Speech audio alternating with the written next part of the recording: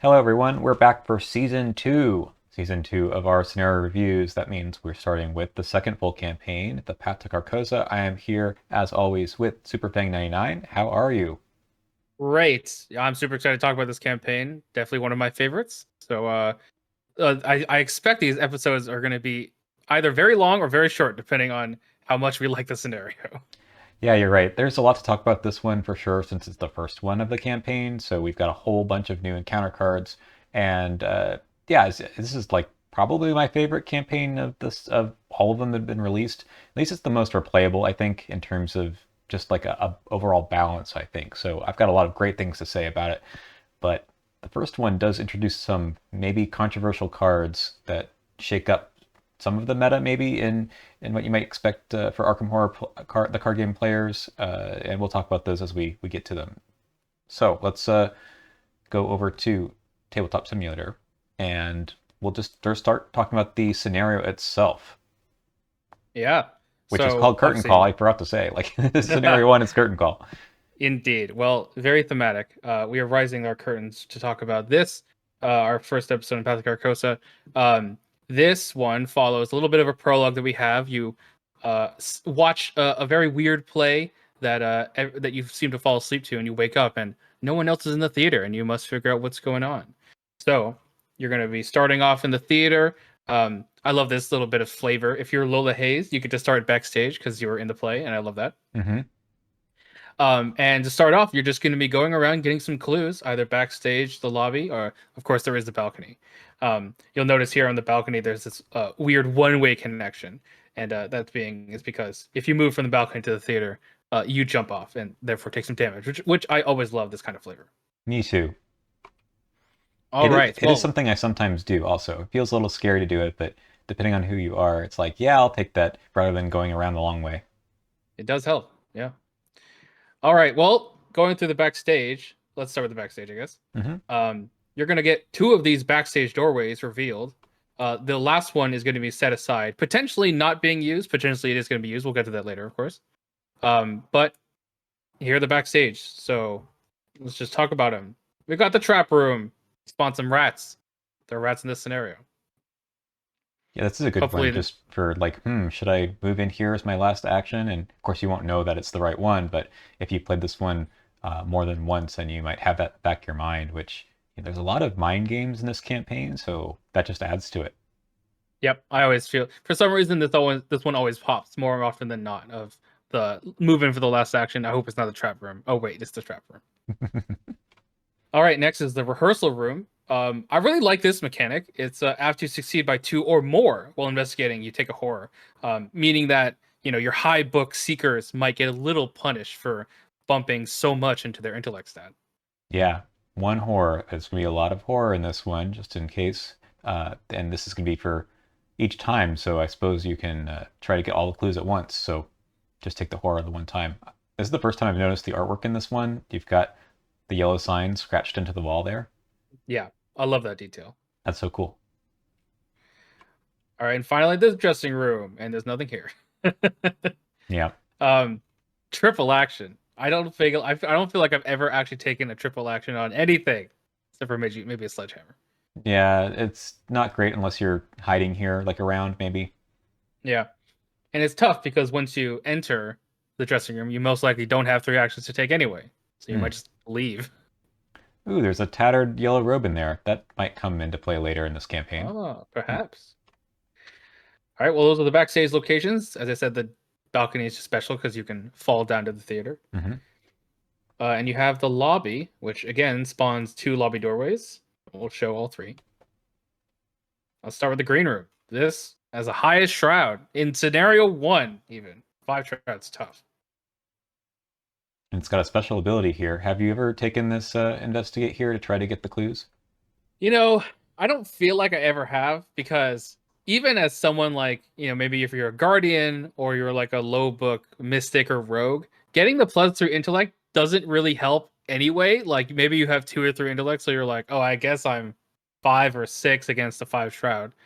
But being a seeker and getting the plus through intellect, more often than not, discarding all the cards in your hand is pretty bad for you if you're a seeker. So I feel like it's really never worth it. This is more just this is the location I throw a deduction into for sure. Hmm. Yeah, and it's a very rare investigate on a encounter card, so Hmm. it's kind of special. But that 5 shroud, that's tough. That is tough. Yeah. All right. Next up, we have the box office. So this is this is a small repeat of one of those locations on the Essex County Express in Dunwich, aka you get some resources, but you have to remember something. Spoiler: in Essex, remembering that you stole someone's luggage didn't do anything. However, stealing from the box office can theoretically potentially do something very further down the line. It's almost like it doesn't mean anything, but it does do something maybe. Hmm. I generally don't do this, even though I love my resources. Maybe you should. Maybe I Um, should. yeah. All right. Lastly, we got the lighting box. This is tough. While you're in the lighting box, you increase the resource cost of each card in your hand by 2. So, thinking about playing that crack the case after you investigate completely this location, not very good. No. Yeah, even zero cost events and assets cost something. Yep, it's pretty tough. Yeah, lighting box, I don't know. It's like you'd expect that this effect should be like -2 shroud while you investigate or something like that because it's, really light in there. I don't know why there's a resource cost increase, but, you know, It's too bright. Takes too many resources to do your stuff. I don't know. maybe go to the box Um, office first and then go to the lighting box. there you go. It's the box office for the lighting box. There you go. Okay, so Um, you get these possibly 4 to 6 locations out. Well, you never get all 6, right? You get 5 eventually, Correct. and 4 of them have victory points and 2 of them don't. Yes. And that being said, these two on the right side that have sorry, on the left side that have Hmm. clues, very, very high shrouds, especially at scenario 1. So Yeah. the scenario is not kicking around. No, makes you work for those victory points. Do you have any thoughts Yep. on, this randomness of whether or not you get potentially all the victory points in the scenario? I know some people personally in my life that are very upset with that. I'm honestly okay with it, but it can be a little unfortunate. Yeah, it's interesting too because those other locations just don't have clues. So you're looking for 3 per investigator, so Yes. you might have to go everywhere, right? So if, Theoretically, yes. yeah, you'd have to go to like this location, this one in the middle, and the one over here, versus you might not even need to go to the one of the sides of the theater at all to get those Yep. 6 clues. Hmm. Hmm.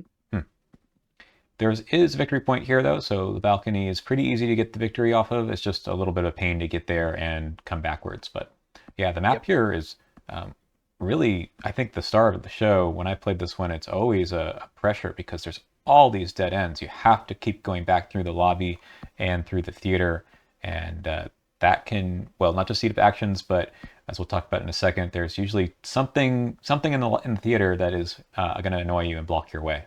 Indeed. Do you want to talk about that right now, in fact? Yeah, let's do it. All right. Well, you got 6 Doom on the first agenda. When you flip it over, you're going to spawn someone at the theater. That being the Royal Emissary. This guy's huge. Well, not huge, huge, but he is massive.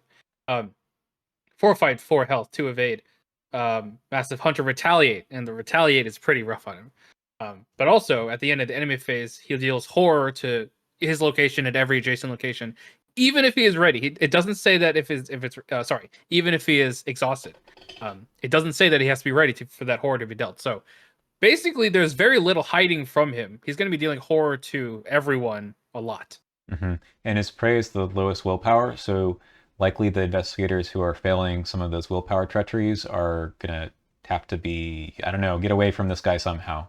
But prey doesn't Indeed. matter that often, but I feel like in this one, if you split up and someone goes this way and someone goes this way, and he's gonna spawn right here in the middle, it's gonna be a problem. Indeed. Yeah. Anyway, so he spawns at the theater, Hmm. and we do keep that because after he's defeated, or I'm sorry, after he's added to the victory display, it is not over because this first agenda will get flipped over and 3 Doom will be placed on it, aka the Royal Emissary will return once this first agenda flips again. Notably, it does say to search all set aside cards and the victory display for him. So it's not like you are cheated out of that. So theoretically, this is an agenda deck that can last as long as it needs to. It's up to you how much damage and horror you think you could take, basically. Yeah, so when you get to this agenda 2, there's no Doom in play, and he Mm-hmm. spawns, so you have like 5 rounds or maybe 6ish Yep. to defeat him, which I don't think is that hard. He's got only 4 HP. I think the problem is not that you're going to last until 6 Doom. You're going to just die because the Yeah. horror or the damage when you try to fight him is going to catch up to you. Exactly. Or right, if you're like a big gun guardian or rogue or a mystic spell slinger, then you might just ultimately run out of ammo and charges for you to be Hmm. able to actually just deal with their enemies. Yeah. So while this is happening, you hopefully by the time this guy spawns, you have spent your clues to advance the first act. That usually happens with me. Are you usually pretty on time with that in the first 6 rounds? Yeah, I try to be. If I get unlucky with the locations, obviously the agenda can flip before this happens, but I do try and get enough clues to advance to find out where this guy is going to go before the royal emissary shows up. Either that or perhaps on the turn that it shows up, I think is Hmm. probably around tempo wise. Yeah, there's some other Doom accumulation in this one we'll talk about later, but if hopefully once you advance the act, you're kind of know what's going on for the rest of uh, the game because really it is just a try to complete the act and get the royal emissary out of play with that kind of weird time limit. Yep. Okay, so yeah, indeed you shuffle the remaining locations, ones that you hadn't put into play yet, and then you put the man with the pallid mask into play. So let's look at that guy. Yep. 4 fight, 3 health, 4 evades. Spawn doesn't matter because you just spawn it where it says. And yeah, let me just, this is just an example of how the map might look, and then you'll randomly choose one of these. Let's say it's the lobby doorway over here. Hmm. So this guy's going to spawn over here, and the goal of the next part of the act, which there are actually 3 different act cards that will need to be randomly chosen, That's right. um, but they all share the same objective, which is when it would be discarded from play, aka if you defeat the man in the paladin mask just by engaging him because he's aloof and then defeating him, or by doing his action investigate on him, uh, where the location gets +2 trap for that investigation. Hmm. Um, and you'll be able to advance. For some reason, I've always had this guy show up at the green room so Ooh, often, and it's so bad. a test of 7 because a Test of shroud 7. 2 + 5. Hmm. And yeah, you Yeah. can't do the investigate on the green room. That's different. You have to do the action that is here on the man in the Yeah. pallid mask. Yeah, I think I wonder if in like a modern campaign where they had less of these action investigates on act advancing cards, if it was like, reaction after you successfully investigate your location by 2 or more, then you could do the thing, right? That would be a way to fix. That would be a way to change it, right? Yeah. At least there's the other option. You can kill him, and there isn't really any difference between doing those things in the campaign. Of course. So That being said, 4 fight and 3 health is not nothing, especially if you're dealing with the big guy as well. that's true. And you have to engage him, so it's going to take like a full turn, basically. Yeah. Okay, so one of these will be flipped, and that kind of triggers the end game. Yep. So let's just look at this one. This one is you start adding some chaos tokens to the bag. There's 3 different versions, and they all have different chaos tokens. But Yep. this one here is 2 tablets, place 1 horror on location the man palette mask was, and you move him to the lobby every single time. He always goes down here. So Correct. always not too far away if you spawn him on that side, but further away if you spawn him on this side. Oh boy. And then you place these horror tokens on locations, and they represent something different. So this one is ooze, Yes. and you get the forced effect. After you leave the location with ooze on it, you test 4 agility. If you fail, take a horror and a damage. Ouch. Ouch. That's interesting. It's usually a damage and a horror. Horror and a Oh. damage. Oh, it's because this scenario is horror. Is like more horror. I don't That's right. know. Or maybe they're just screwing with me. Okay. Maybe. This one with the Elder Thing tokens, it's a flooding water. Yep. And this time they go from all of the private locations, which are all of these The corner ones in the ones. wings. Yeah. Yep. Uh, Get +2 to agility. If you fail, take 1 damage and cancel the effects of the move. And that means that you lose your action, basically. Basically, yeah. Basically, it's kind of like a little mini frozen in fear. Probably will take you 2 actions to move out of a place. Hmm. So not so bad if you're already. I mean, it starts in the private location, so it just makes you go. Like you can't stick around because this will start to spread through the rest of the theater, and then it makes you really go slow. Uh, Yeah. but if you're already like in one of these locations, you just have to move the one time to get to the lobby because the lobby is gonna be where you end up resigning from. We'll talk about that in a second. Last one is the cultist tokens, and we have flames. Uh, Flames. this one goes to on the theater and then What's the goes theater? out from there. Yep. After you enter this location or end your turn, test 3 agility if you fail to take a damage. Okay. Limit once per That could round really is add up. interesting, right? Like, how many times are you entering the same location? Oh, it's because if you end your turn on location, you don't have to do it. Yeah. Okay. Okay. Exactly. Yikes. Yikes. It's a lot of damage if you're Daisy. Hmm. It's pretty bad. So I like to, I mean, after I've played this a few times, you kind of realize you don't really want to advance the act until you're ready to go. Yes, Because absolutely. this triggers the end game. You add those tokens in, and the tokens are terrible. They're all -4s, and Hmm. you only get 2 of them. But if your location has at least one horror on it, take a horror.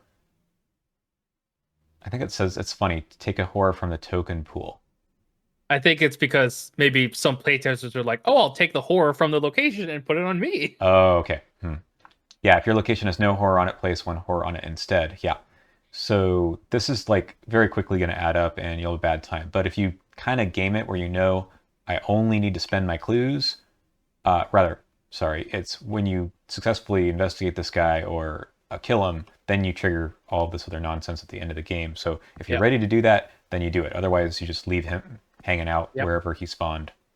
Yeah. It's always frustrating if, you're leaving a location that has victory for to get later, you advance the act, and then you're like, "Oh God, I kind of want to try and get the victory. Oh God, I'm going to die now if I go walk all the way over there." Yeah, yeah. So the end of the game, you ideally can clear out all the locations with victory points, kill this guy, and then resign. So the last act here is while he's not in play, so you got to go back to the lobby. He's here. You got to do the same thing you did before, investigate with the +2 shroud, which here is going to be a 6 difficulty test, Yeah.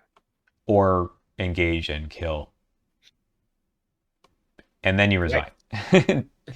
And yeah, try and resign while the royal emissary is in the victory display. Otherwise, if he's in play, you won't get the victory, sadly. So Yeah. So yeah, at the end of the round, just as a reminder for that, you start spreading the horror everywhere, yeah. and it's just it's a little bit of a mess, but Yep. the This is fun part. definitely a this is definitely a tempo scenario. If you can really get ahead of how many times you have to defeat the royal emissary, how many times you have to walk all around all over the place, then the scenario can go very smoothly. But it can go downhill very very quickly. Yeah, I think this one's a very hard scenario for scenario 1. Indeed. So I usually do pretty well, but it's a lot of work. Like you can't just sort of aimlessly wander around, and leaving like one of your investigators off by themselves is often pretty hard too. In case they're Yep. not a flex, it's hard to like go there and then come back. It's going to waste a lot of time. But theoretically, you do have infinite time, as you've said. Yeah. Theoretically, Hmm. What happens though if you don't? this is fun. 100 horror cannot be prevented, which is technically not even a word that's in the rules, but I No, assume that means ignored or canceled. right? It 100 horror. Is there a way to prevent this though? So I believe that is there is theoretically a way to prevent this. Um, it is enchanted armor, and then something that can auto succeed a test. Um, I don't know exactly what the auto succeed would be. Um, is it a Yeah, is it an so ancient covenant? I think it's No, uh, maybe Ancient Covenant, but you definitely need Beloved, I think. that's right. Yeah, beloved is a very good way to do that. So So, Will York, I guess, is pretty good at this. yeah, if you're not familiar with Enchanted Armor, it's a card that allows you to place any number of damage or horror, right, Hmm. onto assign it to Enchanted Armor, and then you have to make a test. That's a willpower, whatever the number was that you just placed on there, or maybe the number that's total there at that moment, Yeah. and then it can sit there. So you can put 100 horror onto your enchanted armor as long as you can pass a 100 willpower test. So yeah, Beloved says something like if you reveal a bless token, Yep. then you automatically succeed. Yep. I feel like at some point I learned there was a way to do it with 3 aces, but I can't remember how. But maybe we'll think about that later. Yeah. All right. Well, that's kind of funny, but probably not meant to do that because then you just keep playing without an agenda deck or something. Play forever. No more Royal Emissary. That's You true. can get infinite money on the Green Man medallion, I guess. Oh All right. god. It's a cool scenario. It really is. There's a lot of, I think it's a very tightly designed scenario, and that Yeah. comes to me from the encounter deck as well. So let's scroll down here and look at all these fun new cards. I think Yep. we should start with the thing that is completely new, which is the hidden cards. So there Yeah. was one location that I didn't talk about, this backstage one, where it says each hidden treachery in your hand counts as 3 cards instead of 1 for the purposes of counting your hand size. Um, well, what's a hidden card? It's these 4 things here. They are peril hidden keyworded, and they get added to your hand, but you don't get to tell anyone what they are. You're not supposed to. And you can't get rid of them except for what it says on the card. So in these cases, it's an action with an extra action cost to discard it. Yep. So this one, you cannot play events. Mm-hmm. Yikes. This one, you cannot trigger free triggered abilities. Yep. Then we have you cannot move more than once each turn, which is kind of a problem if you're trying to get out here. Indeed. And the last one is you cannot commit skill cards to skill tests. You can commit other cards though. Yeah. So if I may do a little quick ranking, Please. this one is definitely the weakest Mm-hmm. because you can still commit other cards. You can commit. It's not even like the tower, right? That prevents you from committing anything. You can still commit your Faustian bargains and your beat cops or whatever. You just can't commit your perceptions. Ultimately, that's not the worst thing in the world, I guess, unless you're Amanda Sharp, perhaps. Mm-hmm. Um, Ooh. Okay. Yeah. yeah, it is pretty bad in her.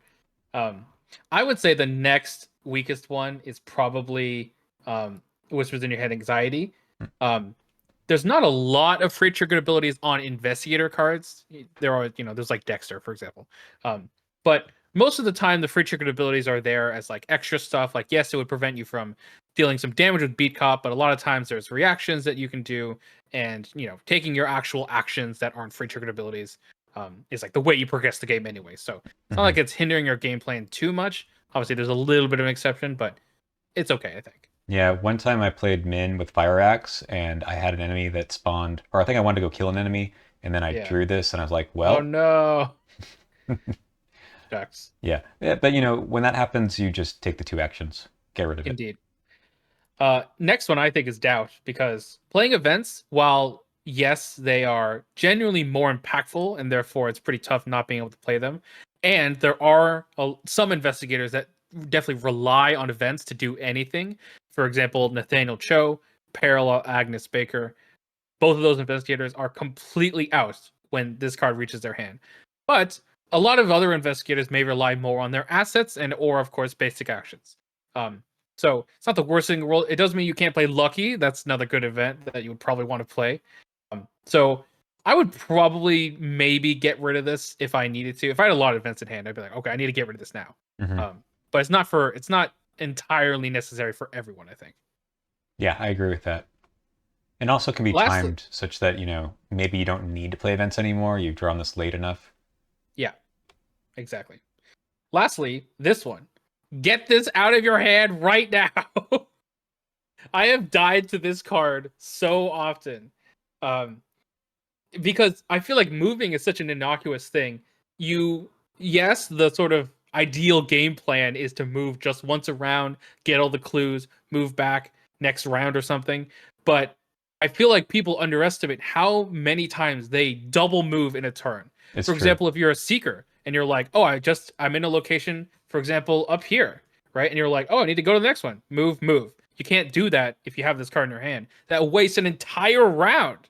Um, so yeah, get rid of this card. It's worth the 2 actions, I think. Yeah, you're right. I had a friend that I'm playing with that drew the leg injury in Oh god. Carcosa, And he's like, well, this isn't that bad. I already can't move more than once. But actually, leg injury is not as bad because it says you cannot take a move action more than twice. Right. And this one is just you cannot move more than once each Nope. turn. So So if no you're using shortcuts, no shortcut, Pathfinder, pathfinders. the only way you can game it is by moving outside of your turn. Right. Something like safeguard or Hmm. someone playing a shortcut for you, Right. etc. Or But I guess yeah, if you're Luke Robinson. yeah, Oh God. Wait. I just no, actually no, that's fine because it happens at the end of the investigation phase, yep, right? When he yep. has to move back. Okay, fair enough. I thought I just broke the game again. He always breaks the game. Don't worry about it. But That's all right. anyway, So yeah, um, these are kind of fun in the sense that like if you don't know what they are, your fellow teammates are going to do some strange things yep. like why aren't you moving? And you're like I don't know, I I can't. don't know. I can't. I always love that flavor of the hidden cards. It's be like, you can do this. You can do this thing, right? And he's like, nope. Why not? Because I love that. The last one in this set has nothing to do with hidden cards. It's a surge, so you might get a hidden card afterwards, but it's just if you have at least 3 core on you, lose an action. I think this is usually okay, but sometimes really annoying because you're planning on using all 3 of your actions, and at the end of this scenario, you're trying to get out. You're trying to move and maybe deal some damage on your way or something, and that's the time in which you probably have at least 3 horror on you. Yeah, this card's rough because it's the most impactful at the end of the scenario, and that's when you need your actions to be more impactful. So, Mm-hmm. yeah, But if you're lucky, you're only playing like 2 player or something, you might just draw these at the beginning and never see them again because the that's encounter true deck never reshuffles on its in this own. scenario. Yep, Hmm. All right, that's these. They're pretty cool. yep, Okay, let's talk about this set over here, I think on the right next. sure. So we've got 2 new cards here that have something to do with like annoying you. uh, Yeah, the Spirit's Torment goes along with the stuff we talked about previously, where it sucks up your actions or maybe deals you horror and is kind of annoying. You could also drop a clue, and that's like okay if you can drop it on a non-victory point location, but it's going to waste your time. It's, something you probably ignore at the beginning, and then later you're like, I left this here? No. yeah. I think this card is it's actually kind of tame in a vacuum, because the cost of leaving just becomes take a horror. But in this scenario where horror is coming from every which way, it really adds up. Yeah. Okay, the other one, Poltergeist, there's a little bit more to talk about here. So it's an enemy, only 2 health, but it cannot be damaged except by spell, relic, or encounter cards. And the encounter card itself has a way to deal some damage to it. You can parlay, you can talk to a ghost if you test intellect. So you can do that twice and it goes away. But if you don't have a spell or a relic and your intellect is not so great, didn't bring any fine clothes with you, 2 horror. This guy is hard to evade and hard to just sit and try to take a deck opportunity to walk away from too. Yeah, for sure. This one, this definitely exemplifies that this scenario, or if not campaign, really benefits from having a high book investigator, notably a high book seeker, potentially Daryl Simmons, of course, Hmm. um, because the high book seeker is going to be able to test these book tests off of the enemies that the fighter might draw. They'll be able to test those action investigates that we talked about earlier on the green room or the man in the paladin mask. So this is another way to reinforce that. Um, I this card is very interesting because it is kind of solved nowadays because there are a lot more, for example, guardian weapons that are relics. For example, enchanted blade, uh, not runic axe unless you take that upgrade. I think I remember that. Hmm. Um, or like the cyclopean hammer, but obviously that's 5 XP at this point. Yeah. Um, but when this came out, there basically were none of those cards. So if you were the main fighter as like a as a guardian or rogue, you were basically screwed. Yeah, I mean you draw it and you're like, what do I do? Right. Yeah, and that's tough, but sometimes I wonder if they've designed some of these cards with a larger card pool in mind. Even in the core set, like what do you do if you don't have a mystic? Like I You play Daisy. yeah, you have Daisy around, I guess, and you wait for her to Yeah. come over to you. And that's why, Yep. I mean, it's cards like this one makes the movement such a important tax in this scenario because you draw this in the wrong location, You've got the Spirit's Torment around too. You just have to You got a figure out a frozen in way. fear on you. You've got the can't move more than once each turn. Yeah, it becomes a little bit of a problem. So it's just not one card. Like I said, I think the encounter set involved here really augment what this scenario is trying to do. So in a vacuum, hard to evaluate, but as a package, wow. Pretty Yeah. tough. hmm Yep. Okay, the other side of things, we're talking about high intellect seekers and whatnot. We've got this set. So we'll start on the right. This is no. Let's start in the middle one. Middle one Okay, is the let's talk about showstopper. it. Yeah, this is Spires of Carcosa. So here is a treachery that attaches to your location. You put 2 doom on the location itself, and you got to get the doom off, or maybe you don't. But the way to get Right. doom off is you have to use this investigate. It's basically an unboosted investigate. You could use magnifying glass and all, but it's not like when you use your grim memoir or something that helps you investigate. You can't combine this with flashlight level 0 hmm or anything else really. So uh, if you are a mystic and you're using your spells to investigate like Sixth Sense or Rite of Seeking, sorry, you can't use those here. Nope. Yeah, this card's very controversial, if maybe the community is to be believed. Um, I ultimately think that in this scenario specifically, this card is not the worst because of the fact that the agendas become reset very, very often. hmm Notably, whenever the royal emissary dies and is brought back. When the agenda, okay, just to clarify. Oh, I threw it away. Um, Not that, the other one. Um, uh, Sorry, this card. This card. Remove all doom and play. That's right. I forgot where the text is. But yeah, when it resets it back to agenda 1A, you remove all doom and play, including the doom that's on locations, okay, from the Spires of Carcosa. So if you're like in the second act and you draw Spires of Carcosa, just kill the royal emissary, and it will get rid of the doom for you. Right. Absolutely. Yep. So there are ways to deal with this card in this scenario. Obviously, if you draw it like turn 1, then maybe it's worth it to try and get rid of it. But maybe it's worth it then to just have the guy spawn and then just kill him. I think that this card's major impact is in future scenarios, notably the 5th scenario, which we'll talk about later, where this card can have a lot of consequences. hmm Yeah, I think it's just a little bit of a frustrating thing when you look at this and say, I can't deal with this. But you're right, the Right. solution is kind of not on this card, it's the rest of the Exactly. scenario. Yeah. So maybe Doom's not that big of a deal here. So let's look at Black Star's Rise, another intellect test. If you Oh fail, you boy. must either place 1 Doom on the current agenda or take 1 horror for each point you failed by. And it's usually fine to just say it's kind of an Ancient Evils, but not really. Kind of just an ancient evils, yeah. I think I almost always treat this as an ancient evils unless I fail by 1. Then I'm like, okay, I'll take 1 horror. That's fine. Yeah. Um, if I'm a mystic and fail by 2, then maybe I could take 2.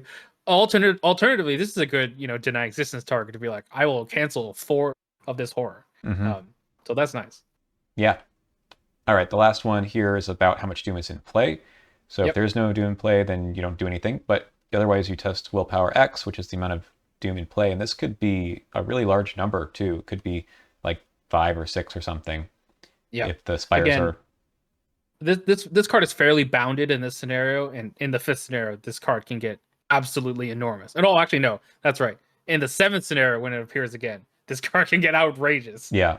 But thankfully, the penalty is the same every time. So you just discard 2 at random. Indeed, yeah. And that's Which annoying, being but at random is a little annoying. yeah.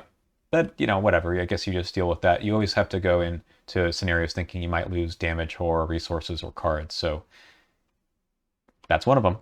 It's one of them. Yeah. Okay, last new set. We have some enemies that also kind of deal with Doom, but not as much in this scenario. Yep. This is the Fanatic. He spawns with the revealed location with the most clues. So if you happen to be lucky and left 1 clue on a location with victory points, after he enters play, he's going to take that clue. Thanks to I love this guy. This guy helps us out. I love hmm him. And he helps Um, out the fighter too, because he spawns again with a place where you can get clues from, and if you kill him, then you get to get the clues. yeah. I love this design. I honestly wish they did more of this, where the fighter can basically contribute to the cloovering job by these enemies spawning. It's cool. Yeah, that's a good one. Then we've got our victory point enemy, who's also not that big of a deal. He's got more health and he's got more fight, but I found that he's usually spawning at a time when I can deal with him. If he spawns and the Royal Emissary is also out, then it's a little tough. Yeah, definitely a little tough. Same stats, so you'll have to overcome a 4 fight. Same thing with the emissary. No retaliate, so that's nice. Mm-hmm. I've honestly never had any of the forced effects ever take place because I did kill him in like 1 turn. But Yeah, it's kind of weird because you're not likely to have clues if he's attacking you. Like if you're Danielle or something, she doesn't have yeah, clues unless she got it from this guy. But then you'll just get it back. So like whatever, right? I just realized with the fanatics and the agents of the king, is it theoretically possible to soft lock yourself if you discard them? Because they're not elite. You did it. You did it again. I figured it out. Poor Uh, Kamani. yeah. Let's see. So, are there enough clues to advance? I think. I mean, you could just keep doing this I after mean, you they. can There's three technically of them, like, right? as in, there isn't a location that refreshes with clues, so it's Right. theoretically possible if you make some very bad decisions. Um, it was funny. So you only need the 6 clues to advance. After that, you don't need any clues. So hopefully Correct. you can find them elsewhere. But you're right. Okay. This last one here moves a clue from the enemy's location to that Yep. enemy. So if they already spawned and then you draw this, they get another clue. Yep. However, if you do draw this and there's no cultists in play, it gains surge, but you do leave this out. So if you draw this, I mean, you don't leave it out per se, but you kind of should. So you remember Yeah. that the cultists that are in play get +1 fight for each clue or doom on them. So if you draw this first, then you end up drawing one of these guys. It still is going to have +1 fight. Yeah. It's kind of weirdly worded. I wish this would be put like next to the agenda deck and then would discard at the end of the round, for example. Because like you're right. Like it should say like, for each color enemy in play, move 1 clue from the blah blah blah. If none of them like put it into play next to agenda deck till the end, whatever, constant effect, stuff like that. Mm-hmm. Yeah, I wish it said that. Otherwise, it's weirdly worded in that way. Yeah. I mean, it can still gain surge, but it's just, yeah, it needs Of to be course. in play somewhere. Yep. That's all the new ones. And I mean, these guys don't really contribute to the Doom mechanics as much, but they're here. There needs to be some other real enemies, I think, to fight for the Yep. fighters, other than Yep. this guy who will take up your time. So, oldies but goodies. Frozen Fear, the Striking Fear set, rather. Frozen Fear is a big pain in the ass here. Jesus, yeah. There's so much moving in this scenario. And fighting. There's a lot and fighting. There's a lot of fighting in this scenario. Pretty bad. Yeah, This will kill you. Rotting Remains, as usual. definitely. So yeah, I feel like the horror starts to pile up. We'll look at the tokens in a second, but the rats are here because of the trap room, but otherwise a nice reprieve. Yep. Although I've recently played this one and I went in, I think, into the trap room, drew 2 of these because it was a 3-player game, and then proceeded to auto fail against them twice. So Oh no. yeah, well, all right. Let's look at those tokens. So in Carcosa, we actually get 3 skulls to start off. Yes. -1, Chat. not Shout bad. out to Jim Culver. Yes, right. This is actually one of Jim's best campaigns, I think, for that reason. Yeah. Anyway, -1, but -3 if you have 3 or more horror on you. So that's gonna happen by the end, probably. Yeah. Yeah. Healing might be good. I'm not sure I would bother with it in this scenario because you really just want to move quickly, but horror healing itself is going to be good in this campaign. Yep. Agreed. And then the other one we already talked about. Yeah. Okay. Anything happen at the end of this? Yeah. It's a very interesting choice. I believe it's at the end of this third act. We have to decide if we're going to warn the police or not about what just happened. This introduces us to the very, very cool mechanic, one of the very cool mechanics of this campaign, notably doubt and conviction. Basically, just 2 little trackers that you are going to get tick marks in one way or the other. which will affect future scenarios, sometimes a little, sometimes a whole heck of a lot. And Hmm. yeah, So there's kind of these two pathways, but there's actually a third if you don't add too many to either tracker. That will come into play much later, but look out for that.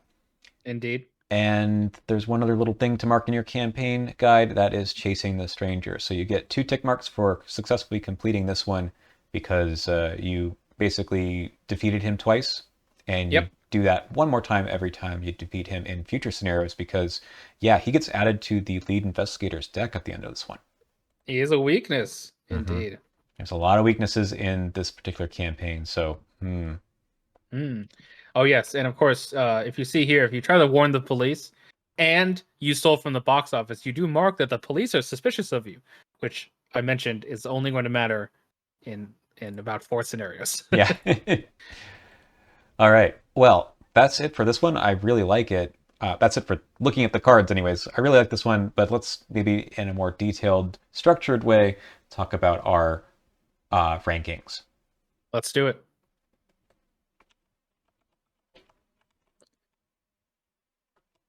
Okay, so we're back with replayability. As a reminder, this one kind of does what it says on the tin. We're talking about whether or not, or how much we think that there's some differences on each playthrough, and then is there more to get out of playing through a second, third, etc. time? Yeah. I think obviously there is some variance with which locations are going to pop out and when. Um, Notably, which of the 3 backstage and lobby doorway locations are going to exist in play, as well as where the man in the pallid mask goes, of course, as well as which of the 3 ooze, fire, or water things to appear.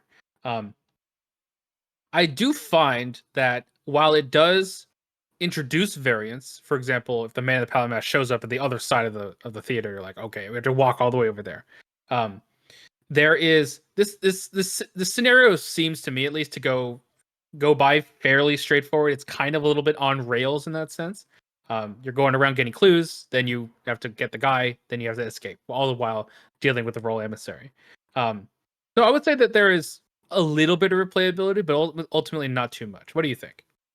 Yeah, I agree with everything you said. I just feel like when I play it that I'm reacting a lot to what happens in the playthrough, right? That it depends on if I can pass tests or if an enemy spawns somewhere that's difficult, or what at what point does the real emissary come out. That the playthroughs maybe aren't super different, but I don't feel like I've got a plan that I'm or a script that I'm following for every Right. round. That's true. Yeah. I also add that I like the choice at the end of this scenario to for the conviction or doubt, Hmm. which way to go. And I think that overall, I add a little bit more replayability to the scenarios in this campaign just because of the doubt conviction mechanic, because it can vary wildly depending on how much you have of each. So I will add on to that. Hmm. So as for a final score, I think I'm gonna go a little bit low potentially. I'm gonna go for a 2.5. All right, 2.5. That's here, right? Yep. Okay. Every time I'm going to have to be reminded what these markers mean. I probably should put some numbers there. I'm going to go a little bit above. I think maybe 3 sounds right to me. I do feel like I do enjoy it on a second or third playthrough. I get to see something I didn't if, we get a location that didn't come into play, and that's kind of fun. The return to adds even more to that, I think. But Sure. I also kind of feel like the replayability score, we haven't talked about this much, but I don't think there's a letdown too much after the first time. I feel like That's true. it still stays at its like this is kind of a fun scenario to play, rather than feeling like I guess it's this one again, and we're just going to go through, you know, the loop, so to speak, which we'll talk about more later. But I I do feel like it still stays at that same high when I played it the first time. Right. On the if you were to graph out over time the amount of enjoyments or new things that would happen during the scenario, then there is not a negative slope. It doesn't go down, and it's either going straight and level or maybe a little bit higher Hmm. depending on how much you did the first time. Yeah, yeah. Do we need a new slide that's like the decay rate or something? Exactly. All right, let's move on to fairness. Does this challenge create interesting and meaningful decisions for the players? Can you mitigate random elements? And is there enough appropriate pressure? So the randomness in this one comes from where, do you think? I think it comes from a lot of places. Where the man of the Paladin Mask spawns can very much dictate your pace of this scenario. Spawns really far away. And also, what locations are removed from play, okay, not put into play, can really change things because if you're able to, for example, get all the clues you need in the backstage area, then you don't even need to go to the lobby. So maybe the Paladin Mask, man of Paladin Mask spawns over there or spawns backstage. There's a lot of variance there. Mm-hmm. And there's also not much you can do about it. There's also a lot of variance with the um uh not the act card. That was the specific encounter cards add a lot of variance.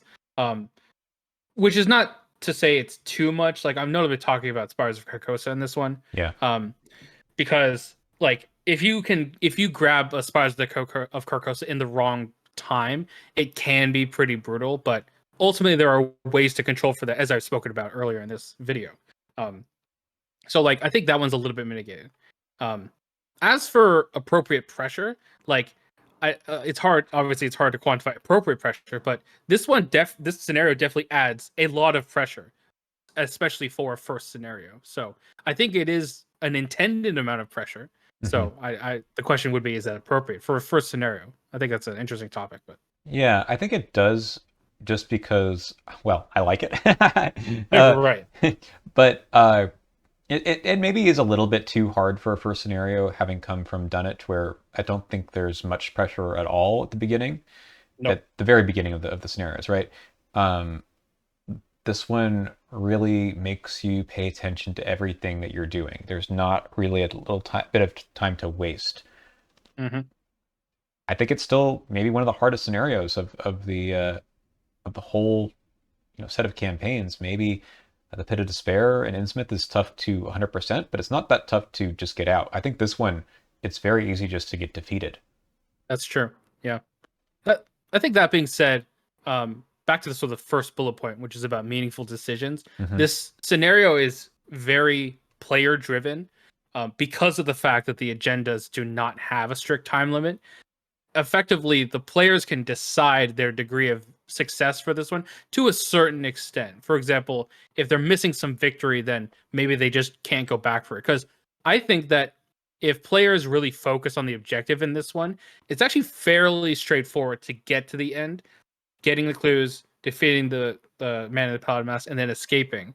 For example, I feel like a lot of the stress of the scenario comes from like, oh, are we gonna be able to resign before the royal emissary comes back so we can get the two victory, right? In total, if you do everything right and everything, all the locations that are in play have victory points on them, or rather the ones that you Yeah, don't spawn are the ones that are the non-victory point locations. There are 8 victory points to be had, and that is a nice chunk for scenario that's one. more than like half of Dunwich. Yeah. So I understand the temptation and I succumb to it quite often. Hmm. Do you usually try to get everything before you resign? I mean, I try. Of course, I try. Or would you But rather, I guess, would you rather die? oh, you know what? Actually, I prefer not to die in this one. Just because I want to get the conviction or doubt. Mm. Um, but who knows? Okay. At least someone can resign, right?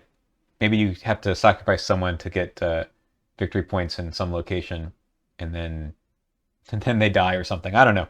There are ways to maybe game it, but I agree that it is player driven in that sense. So that's good. Yep. All right. Do you have a score? Yeah, so of a score, I think I'll give it a 3. There are some random elements, but I do think that there are still a lot of decisions that the players can make to overcome them. Hmm. And you're right, it's a hard scenario, but perhaps that is appropriate for this campaign. I'm going to go a little bit above you on this one. Shows you how much I like the scenario. I love the pressure. I think the pressure is appropriate and makes you really plan out your turns as best you can. I know that drawing counter cards can throw a wrench into everything, but and especially you draw one of those hidden cards and you're like, well, but I love the idea that you can sit there and say, we have this many turns left until he spawns again. Can we do it? Yep. That's cool. I like it. All right. Yeah, I mean, this is a very interesting question, mostly because of there are a lot of quote unquote intellect tests on encounter cards and locations and mechanics in this scenario, notably the Poltergeist, Man in the Pallid Mask, the Green Room, Black Star's Rise, Hmm. Pirates of Carcosa, and not everyone can really deal with that. That being said, despite the sort of high intellectness required, there are workarounds.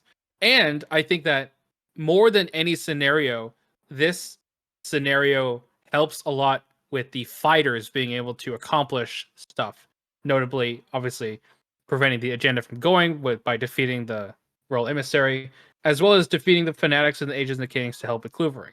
Hmm. Um, so in that way, that there is a lot for the fighters to do. I think there's also a lot for evade builds to do in this scenario. For example, you can like stall out the royal emissary before you kill him to get extra turns in the second act before it resets. As long as you Um, can take the horror, that's a good idea.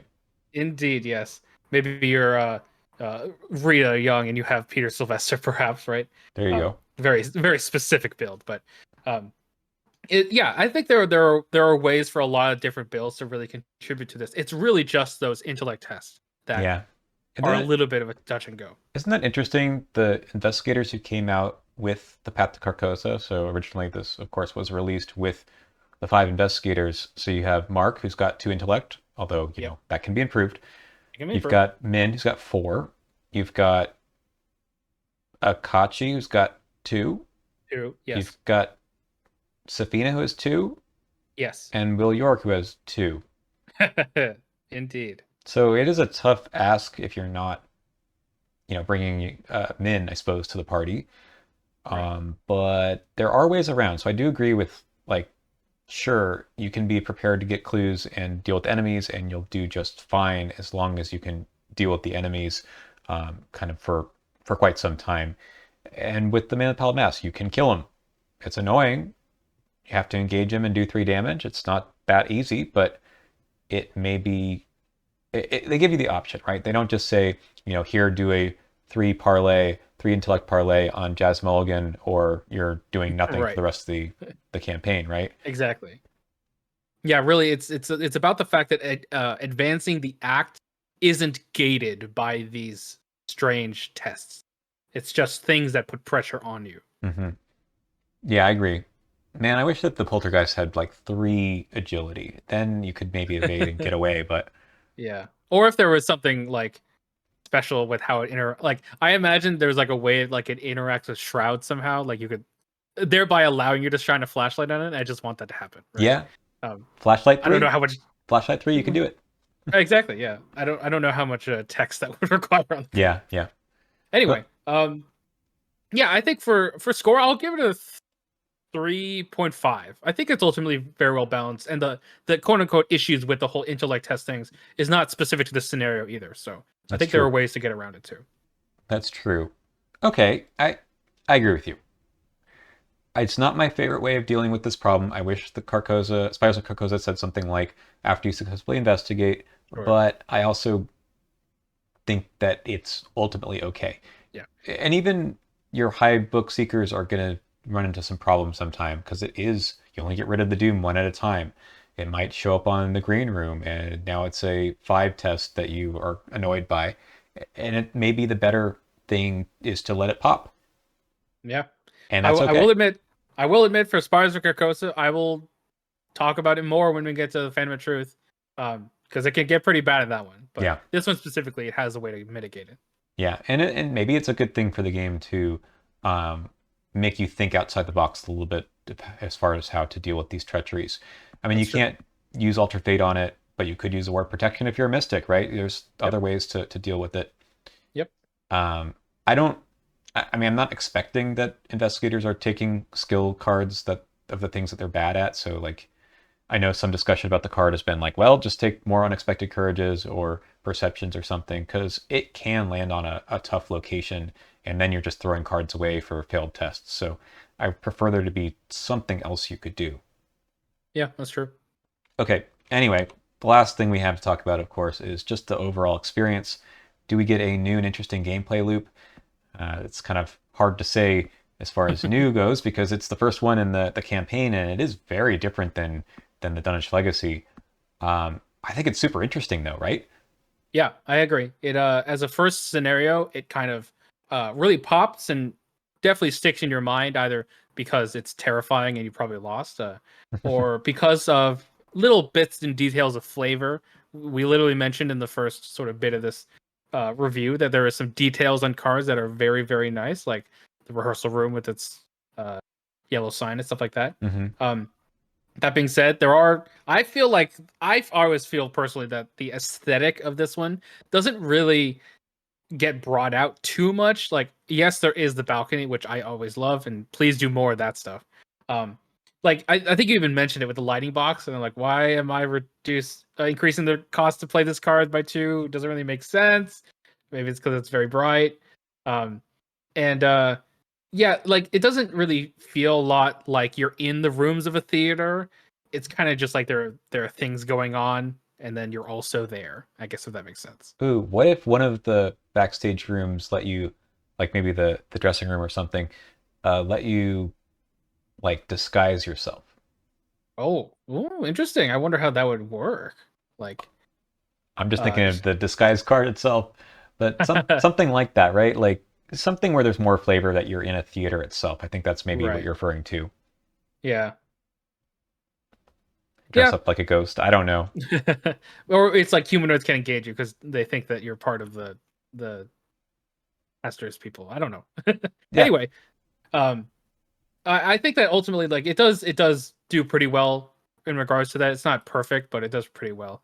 And in terms of gameplay loop, like the whole looping agenda is a really really cool idea.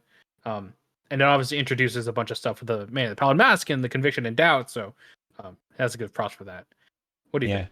I do think that this is one of the campaigns that has a successful opening scenario that previews a number of mechanics that you'll get later, Yep. but not just like one scenario a couple of scenarios later, but some recurring themes right to the end. So I like it for that reason. It's really teaching you something about horror, teaching about the hidden cards. You need to move a lot in this campaign, and yeah, this sort of doom mechanics that come back a few times. So I like it. Yeah. Pretty cool. I think I will give it a 4. Sounds good to me. Isn't it? It's sort of funny. We're fairly well aligned here. That may change a little bit in the future, but for scenarios and campaigns that we like a lot, it's probably for some of the same reasons. So I'm not super surprised. For sure. Yeah. Okay, well, we've reached the end of this portion of the video. If you've not watched these before, at this point we break and go back to TTS and talk about the Return to, which shakes up a few things in this campaign. Quite a few things, I would say. But if you haven't played it before, you might want to play it first. So we'll leave things at that for you here, and we'll see you in the next scenario review. But for those of you continuing on, hang on one second, and we'll talk about the Return to. We are back to talk about the Return to Curtain Call, which has a few changes. I'm not sure where to start. Maybe with the new locations? Sure. Yeah, let's look at this lobby doorway. The theater lounge. After you reveal it, shuffle the encounter. So this is the first time I can shuffle encounter deck in this scenario. Mm-hmm. Uh, top 2 hidden cards and add them both to your hand. I love that the man, the ballot passage is sitting at a table there. Well, that's a Uh, great artwork. And there's like something outside, maybe?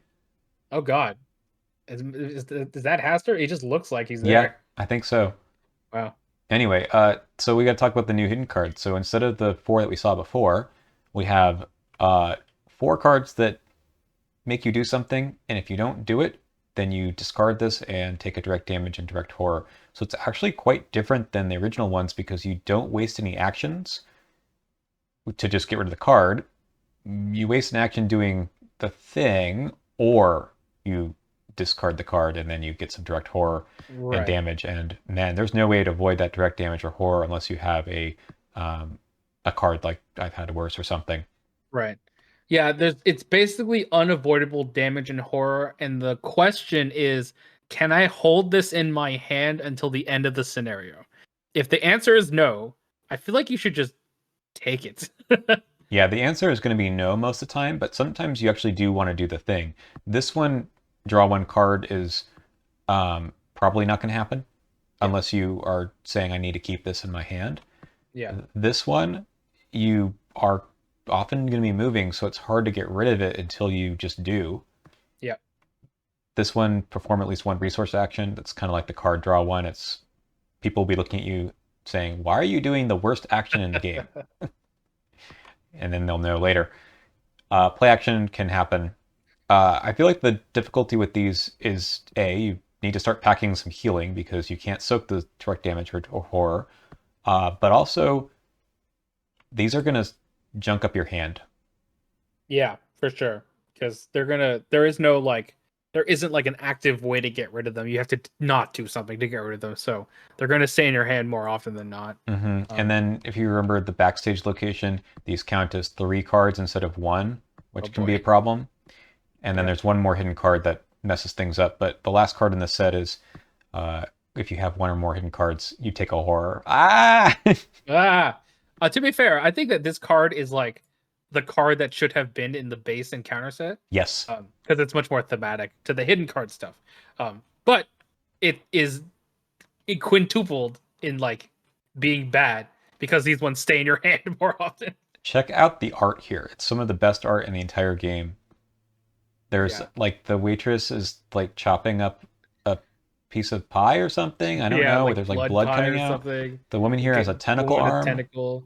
There's something There's some. underneath the counter. Yeah. The more you Is look that at guy? it, Is that guy in the back like having weird stuff in his hand? yeah. Yeah, it's a lot of details. hmm Really cool art. Okay, it's a good card. All right, there's 2 of those. These are tough. Like whenever I play Return to Carcosa, which is not that often, I always think about the direct damage and horror. I last played this with Tommy and Daisy, and I just was forced to Poor play. Tommy. Yeah, I had to take some horror healing cards for both of them just because it starts to stack up, especially with some other Return to cards we'll get to later. But Yep. oof. Oof. Oh, one more hidden card is La Comtesse. Yeah. So this is really cool. This is the first time they did this. Obviously this is before Dream Eaters, I think, right? Is this before Dream Eaters? Yeah, yeah. Okay. But yeah, it's an enemy that is that can become hidden. Okay, she spawns at the balcony, and after you defeat her, she is a hidden card in your hand, and there is no way to get rid of her. Um, And she basically just she's not just a so, hidden card, she's 4 hidden cards. correct. Yeah, she consumes a bunch of your hand size. Um, and also, if you ever discard one of her cards from your hand during the upkeep phase, you take a horror. Um, the card is sometimes it's bad, sometimes it's okay, but I love the flavor of this card. I think it's super cool. I mean, that the name here, Subverter of Plans, is perfect. If she pops up at the beginning of the scenario, yikes. If she pops up later, not so terrible. But Yeah. oh boy. All right. The other new card in terms of locations is this one, the Prop Shop. Jesus. So here's the issue, right? Because that's the really high shroud. It's so bad. Imagine if you have no horror on you and the man of Ballad Mass spawns Oh here. no. God. 9 shroud, huh? Well, at least there's a built-in way to get horror. Yeah, of course. Here's what you do. It's You are Agnes, and then you try to ah, investigate, and then you just kill a man in the palette mask. got it. That yeah. It does work. Do it 3 times, although it has to be over a few different rounds, but you know. Yeah, this It's is pretty tough. tough. Good if you're Calvin. Yes. Although I guess it could potentially just kill you outright also. This is tough for Calvin with the direct damage and horror cards as well. You're just kind of, Yeah, that is true. man, It's nice that they have victory as well, so it lessens the chances of getting the non-victory ones, although it still could happen, of course. that's right. Yeah. I like it. I think they're cool. I Yeah, mean, this one is tough. Like, you're just going to get 2 of those yeah. direct damage and direct horror. Like, there's nothing you can do about that. It is a nice low shroud, so you can easily just clear it off. Or someone else But can after you die. exactly. All right, the replacement for the Striking Fear encounter set is kind of interesting. The cards are different. This is the Yeah. replacement for Dissonant Voices, and it is event hate. It basically says you play event, you pay its cost, you put it out there on the table, and then you find out if it actually resolves. Yeah.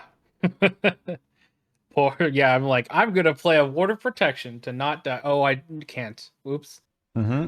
And it's I'm really gonna, weird because you don't know when this is going away because yeah. you're playing chicken with the chaos bag a little bit. Like do you play a low cost event and then see if it resolves? You're like hoping it doesn't because then you cancel the event, but then you didn't lose any resources, and Right. then it's gone, so you can play your 1-2 punch later.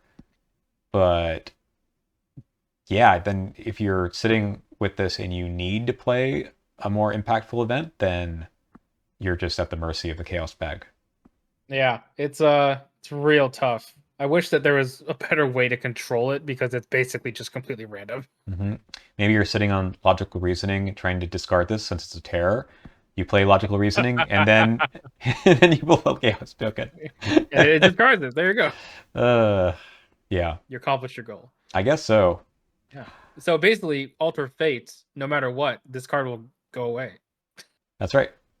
Yeah, Or someone else can get rid of it for you if they that's have true. alter fate or logical reasoning or something. But I think it's scary just because you stop being able to plan your turns so easily. If you're Nathaniel Cho, Oh boy, oh boy. I'm gonna 1-2 punch and be like, oh no, it's my reflection in the boxing glove.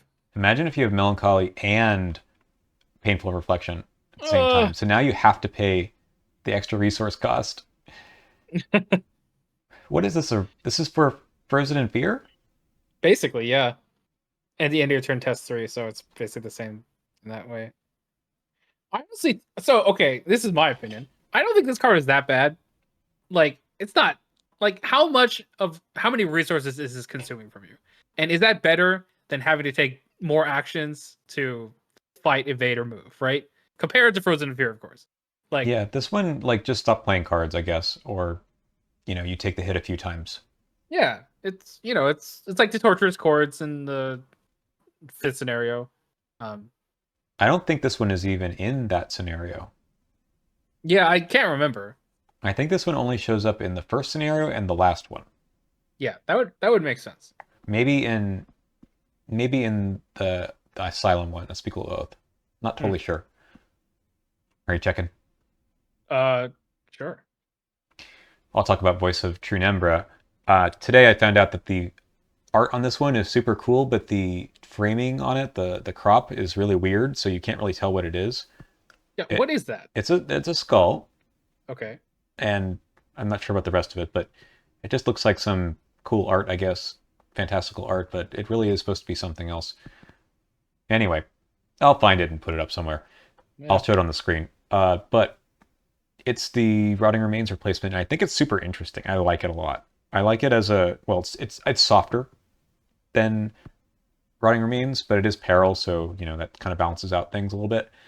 But essentially, if you fail by 3, you do all 3 of these things. If you fail by 1, you get to choose the thing that is not so terrible. So I think it's okay. Usually the -2 the next skill test is fine. You could even choose not to take any skill tests the rest of the round, and that That is does true. nothing. Yeah, that is true. So yes, I double checked. This set only exists in this first scenario and Dim Carcosa. All right. Yeah. Well, it's too bad. I think it has some interesting things, but the event thing is awful. Anyway, this one I've played with Granny Orn level 0 before, and it lets you not fail by as much, so then you don't choose as many things. That's nice. Yeah.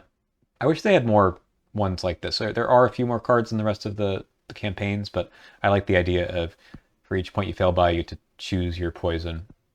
Yeah, it's kind of like a modal card from like something like Magic the Gathering, where it's like a negative modal card, right?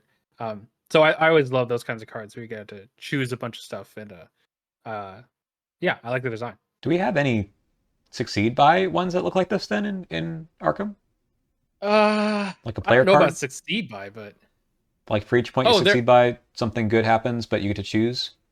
I don't know about choosing, but there is that new not spoiler card, but thing from Hemlock Vale that's like received by 2 or 4 or 0, something happens. Exactly those numbers. Yeah, yeah. Exactly. So it's not a choice, but Okay. yeah. Yeah, it's kind of similar. Maybe there'll be some other cards that Yeah. are like that. Yeah. The by the way, another example of the fail by whatever choose a thing is um that card from the Guardians of the Abyss that is Carolyn's book that I forgot Oh, the that's name of. right. Uh The Wind Black something. Wind I don't one. know. Yeah, What? before the Black Wind? No, I'm thinking about before the Black Throne. What are we talking Well, about? Before the Black Throne has one like this too. Oh, that is true, of course. So yeah, anyway, I like those cards. Those cards are always fun. Yeah. And this is nice if you're rolling banks and you perennially are dying from horror, like this is not going to kill you from horror. Yep. So that's nice. You'll get the horror other ways, like all these cards. Of course. So there's a couple of changes. We have some more potential Act 2Bs. We've got Yeah. some permutations of the different chaos tokens instead of just two of the same. This We've one got is a some. willpower test. When you would move, test 3 willpower. If you fail, you must either. Oh, God. Yeah, it's either you either lose the action or it is your last action. Right. Interesting. Yeah. So yeah, it's tough. You have to kind of time it right. Um, but like also this can act as a you can only move once a turn because either you fail and you lose the action or you move but then your turn is done, Hmm. and that's real bad. So this one isn't limit once per round anymore either. So you can Nope. fail, try again. Yeah. Hmm. Okay. Next one is horror starts on the balcony this time. By the way, I always forget about like how this works when the connections are like one ways. Here, I assume it goes uh this way. But let's if see. it's On each location with no horror that is connected to, oh god. all right, I'm not thinking about this anymore, but Yeah. it is a problem. Yeah. So another willpower test. This one's 4. If you fail, discard an item or ally asset that you control. If you cannot, take 2 damage instead. Oh, it's astral travel. I was gonna say it's a crypt chill every time you move. Fair enough. Fair enough. Yeah. If you're trying to leave anyway, so maybe you can just lose all your stuff. That's true. Yeah. Although you could take 2 damage every time you can't. Oh Well, god. once you run out of everything else, yeah. Okay, last one is after you enter this location or end your turn. We had one like that before. Just Yep, has 2 willpower if you fail to take a horror. it's the equivalent of the foot take damage. Hmm. I like this one. It's the awful screeching, Yeah. but it's of the stranger. But I thought the screeching came from the royal emissary. Oh, Maybe well, they're both screeching, I yeah, guess. they're exactly. They're both screeching. I guess I should read the text above there. It is as if the buzzing of 100 locusts and the grating of rusted metal hide an even more terrible scream of pain and agony within. Jesus. Okay, I got it now. Yeah, good variety. I like that it's not all foot tests anymore. You can get willpower or foot, so it's a defensive test now. Yeah, Um, yeah. makes sense. So I like to ask, is this just changing things up in the return too? Is it fixing any bugs? What do you think they were trying to do here? Oh, well, we didn't actually talk about the most important Oh change yet. God, I forgot. The most important change is indeed that when the royal emissary comes out and you defeat him, he no longer just has 4 health the next time he spawns. He Yep. has plus player count health each time. For every resource on him. Yeah. So now the agenda is unbounded. Now the health of this guy is also unbounded. Yeah, so now they basically have told you don't just play this forever unless you can start dealing a lot of extra damage to this guy in time before you want to get out. And I think like you can do this once and he gets, maybe either 6 HP or like 8, I guess, for 4 player.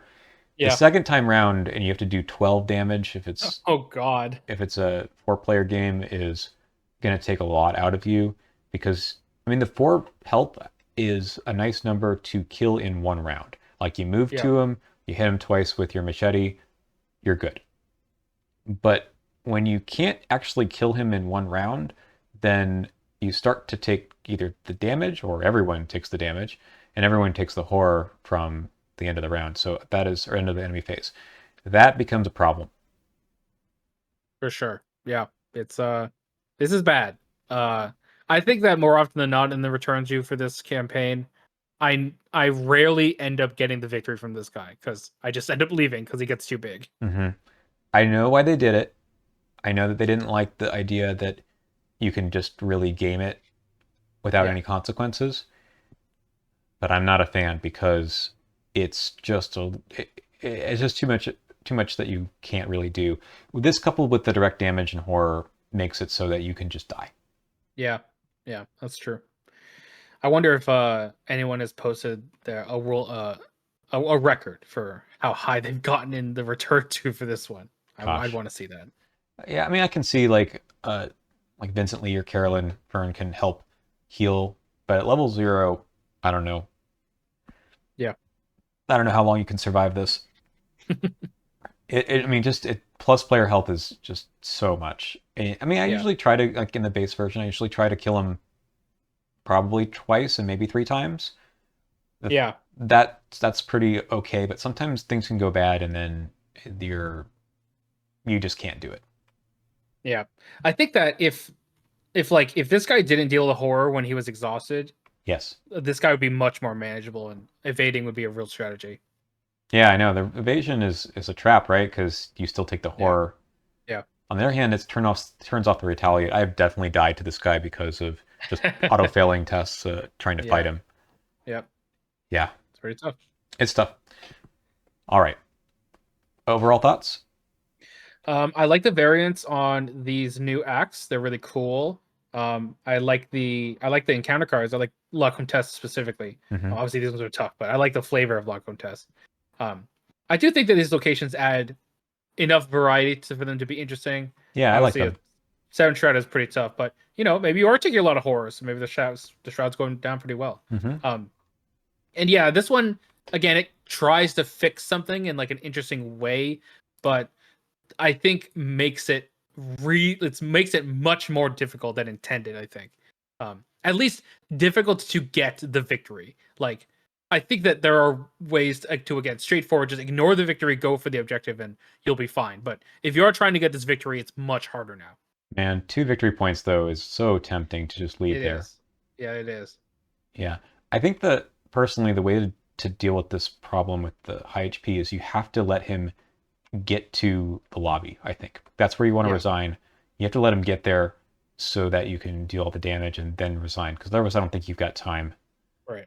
Oh, I stupid idea. What Sure. if at the end of the scenario, if the royal emissary was still in play, you have to mark him off like the ghoul priest and he shows up later, I so you could get it later. That'd love be it. fun. I love it. I He like mean, shows up in the asylum and you have to kill him. I was gonna say you should show up in Dim Carcosa. Oh, okay. Well, he This can't get the victory then. but this is the only one that doesn't have spoilers. The other monsters show up, right? That's fair. That's fair. So it'd be kind If of on theme to. all right, I mean, he's the messenger from Aldebaran, right? No, this that is is true. that's well, it's somewhere. Is Aldebaran in Carcosa? I don't know. I know that that's a star technically, but I don't know Yeah, the that's right. original It's fiction. one. So. It's one of those. Whatchamacallits, one of the archive conduits, I think. Oh, really? Okay. Oh, that's true. Yeah, you're right. Yeah, and I always just called it Alderaan because that's fun. Anyway, um, yeah, he's scary. I mean, scary is Yeah. good. Scary is good for this game. I just don't want it to be like totally impossible. Like they think they may have tuned it up just a tiny bit too much in higher player counts. In 2 player, I think one more swing of a weapon is fine. Yeah, I think it's kind of okay there. Yeah, but like we're 3 or 4 player, it's like sure you have everyone kind of gang up together, and then you all have to get out. But that's the problem is you're dealing with the ooze or spreading flame or whatever it is, and that can just leave people behind. Yep. Yeah. Overall, though, I'm okay with a lot of this. I think the Return to shakes things up a lot. Like I feel like the scenario is different. I want to pack different things into my deck, knowing about all this stuff. Like maybe I just evade La Comtesse over and over again because I don't want her to be added to my hand. Yeah, it's true. It's pretty tough. She's hunter. Yep. Yeah. Is she elite? No, she's not elite. Oh, come on! That's it. That's how you do it. They just throw a grappling hook at her. That's sick, actually. Yeah, I mean, there's that. There's the other one. What's it called? The one that discards Uh, enemies. oh God. Dumb luck. Exploit weakness. Oh, exploit weakness. Yes. Sorry, dumb luck puts it on the top of the deck, right? Yeah, yeah, Yeah. yeah. Exploit weakness could do it, like because it's only a one fight. You could get it down to 0, and there you go. Yeah, that's true. Okay, Wait, no, exploit. Wait, hold on. Does it actually discard? I thought it does it not defeat. I don't think so. Okay. Yeah. I Pretty could be sick. wrong, but I think you could. Yeah, all right. There's some fun possible Oh, yeah. strategy out It here. does say discard. It does say discard. All right, cool. Okay, I think we've talked about this scenario enough. It is a good one though. It's memorable. I give it props for any of these scenarios for being super memorable. I think Dunwich has the train scenario. This one has a good A bunch lot. of Yep. memorable scenarios. This is one of Indeed. them. Yep. Thanks for watching, and I know lots of extended discussion, but I also know many of you like that. So we'll see you in the next one. We'll talk about The Last King, which is where you end up after the man Pal Mascure invites you to a fancy party. So we'll see you then.